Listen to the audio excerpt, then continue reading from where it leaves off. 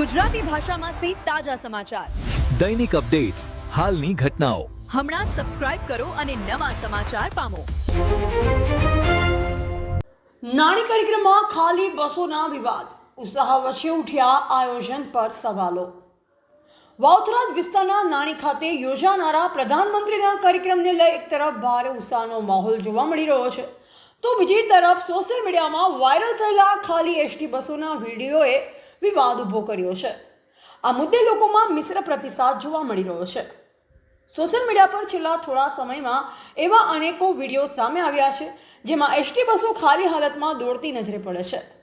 આ વિડીયોના આધારે નેટિઝન્સ અને સ્થાનિક લોકો દ્વારા આક્ષેપ કરવામાં આવી રહ્યો છે કે અનેક ગામોમાંથી બસોમાં મુસાફરો વિના તેને કાર્યક્રમ સ્થળ સુધી દોડાવવામાં આવી રહી છે. લોકોનો આક્ષેપ છે કે જનતાના ટેક્સના પૈસાનો આ રીતે બગાડ કરવામાં આવી રહ્યો છે અને માત્ર ભીડ દર્શાવવા માટે આ પ્રકારનું આયોજન કરવામાં આવ્યું છે. સોશિયલ મીડિયા પર લોકો આ મુદ્દે તીવ્ર પ્રતિક્રિયા આપી રહ્યા છે અને સરકારના ખર્ચા પર સવાલ ઉઠાવી રહ્યા છે. તો બીજી તરફ વહીવટીતંત્રનો દાવો છે કે કાર્યક્રમ માટે લાખોની સંખ્યામાં લોકો ઉમટે તેવી શક્યતા હોવાથી અગાઉથી જ દરેક ગામ દીઠ બસોની વ્યવસ્થા કરવામાં આવી હતી, જેથી લોકોને અવરજવરમાં કોઈ તકલીફ ન પડે.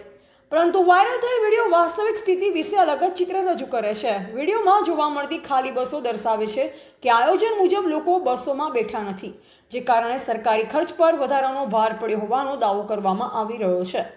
એક બાજુ વધતી મોંઘવારી અને સામાન્ય લોકોની આર્થિક હાલાકી છે, ત્યારે બીજી બાજુ ખાલી બસો પાછળ થતો ખર્ચ કેટલો યોગ્ય છે તે પ્રશ્ન સોશિયલ મીડિયા પર ચર્ચાનો મુખ્ય વિષય બની ગયો છે. નિષ્કર્ષ રૂપે કહીએ તો સોશિયલ મીડિયાના યુગમાં સરકારી આયોજનની નાની ભૂલ પણ તરત જ જાહેર ચર્ચાનો વિષય બની જાય છે. નાણી ખાતેના કાર્યક્રમમાં પ્રધાનમંત્રીને સાંભળવા લોકો ચોક્કસ ઉપસ્થિત રહેશે, પરંતુ ખાલી બસોનો વિડીયો વહીવટી આયોજનની કાર્યક્ષમતા પર ગંભીર સવાલ ઊભા કરી રહ્યા છે. એવા રાણાભાઈ પારેગી, વાવથરા. ગીતાબેન, આજે નાની ગામે જે કાર્યક્રમ જઈ રહ્યો છે નરેન્દ્ર મોદીનો, તો ગામડાઓમાંથી ટોટલ બસો તો ખાલી જાય છે, તો એના વિશે આપ શું કહેવા માંગો છો?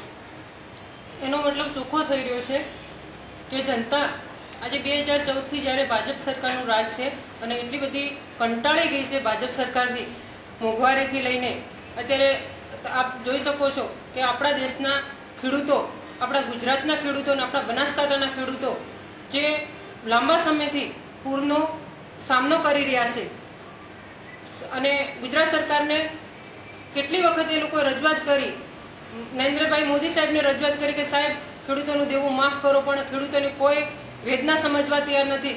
એટલે આજે એ લોકોએ રોષ ઢોળ્યો છે અને એના માટે બસો ખાલી જઈ રહી છે. નરેન્દ્ર મોદીને અત્યારે સાંભળવા માટે લોકો એકઠા થયા છે ત્યાં, પણ બસો તો ખાલી છે. એ માત્ર ને માત્ર સરકારી કર્મચારીઓ છે. જેમ કે ઉદાહરણ તરીકે આંગણવાડીની બહેનો, તલાટી બહેનો, તલાટી ભાઈઓ, શિક્ષકો, શિક્ષક બહેનો, એ તમામ સરકારી ફિલ્ડ છે એ ત્યાં તમને જોવા મળશે. અને આ કંઈ પહેલી વખત નથી. જ્યાં જ્યાં નરેન્દ્ર સાહેબ મોદીનો કાર્યક્રમ હોય ને ત્યારે મોટા ભાગના સરકારી કર્મચારીઓ તમને દેખાવા મળશે. આમ જનતા દેખાવા નહીં મળે ત્યાં. અને આમ જનતાનો એક આક્રોશ છે મોંઘવારી સામે કે આજ 2014થી એ વેઠવી રહી છે. તો આ તમે પણ જોયું હશે, જ્યારે આપણે રસ્તા ઉપર બસો જતી જોઈ છે તો બસો એકદમ ખાલી જાય છે. એ જનતાનો મોદી સાહેબને જવાબ છે. અત્યારે જે ચૌધરી સમાજ કહેવામાં આવે છે એ તો અમુક લોકો જોવા મળે છે અને અમુક જોવા મળતા નથી. શું કારણ છે? માત્ર ને માત્ર એનું કારણ મોંઘવારી જ છે. મોંઘવારીથી લોકો ત્રાહિમામ છે અને હવે આ સરકારથી થાકી ગયા છે. જનતા અત્યારે પરિવર્તન માંગે છે. એટલે મને 100% વિશ્વાસ છે કે 2027માં 100% કોંગ્રેસની સરકાર બને છે અને આ ભાજપને જાકારો આપશે જનતા. બેન, અત્યારે લાખો રૂપિયાનું આધાન થઈ રહ્યું છે, તો આ ગરીબ લોકોને જો આવું કોઈ પેકેટ મળ્યું હોત તો ગરીબો શું કહો? બિલકુલ. આજે જે નાની ગામે જે જનતાના ટેક્સના પૈસાએ જે ધુવાડો બોલાવ્યો છે સરકારી બસો, અત્યારે જનતાના ટેક્સના પૈસાઓ જે સરકારી બસોનો ધુવાડો બોલાવી રહ્યા છે. જો આ સરકાર ધારો છે ને તો ગુજરાતના ખેડૂતોને એ ન્યાય અપાવી શકો અને મદદ કરી શકો.